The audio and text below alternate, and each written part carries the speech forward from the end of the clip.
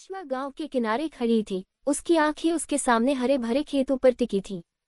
वह कुछ समय से किसानों को काम करते हुए देख रही थी, लेकिन एक व्यक्ति ने उसका ध्यान खींचा था। प्रवीण, एक युवा और हृष्ट-पुष्ट किसान, मिट्टी में अथक परिश्रम कर रहा था।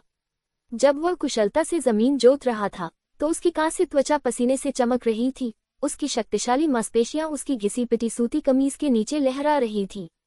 रेशमा प्रवीण के आकर्षक आकर्षण और काम करने के तरीके से आकर्षित हुए बिना नहीं रह सकी। उसने उसे पहले भी गांव में देखा था, लेकिन अब तक उसने उस पर ज्यादा ध्यान नहीं दिया था। जब उसने उसे काम करते देखा, तो उसे लगा कि वह युवा किसान से बहुत प्यार करने लगी है। इस बीच प्रवीण दूर से उसे देख रही खूबसूरत महिला की प्रशंसा भरी निगाहों से बेखबर था। वह अपने काम पर बहुत ज्यादा ध्यान केंद्रित कर रहा था, जमीन के लिए और अच्छी तरह से किए गए काम की संतुष्टि में खोया हुआ था। लेकिन जैसे ही वह अपने माथे से पसीना पोंछने के लिए रुका, उसकी नजर क्षितिज पर पड़ी और उसकी नजर खेत के किनारे खड़ी एक महिला पर पड़ी, जो उसे देख रही थी। जैसे ही प्रवीण की नजर रेशमा से मिली, वह मुस्कुराए बिना नहीं रह सका। रेशमा का दिल धड़क उठा।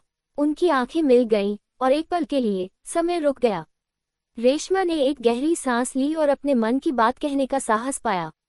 प्रवीण, उसने कहा, मैं तुमसे प्यार करती हूँ। प्रवीण खड़ा हो गया। उसका लंबा शरीर रेशमा के ऊपर था और वह उसके करीब एक कदम बढ़ा। चमकदार सूरज की रोशनी ने दृश्य पर एक सुनहरी चमक बिखेर दी। प्रवीण ने कहा, मैं भी तुमसे प्यार करता हूँ, रेशमा।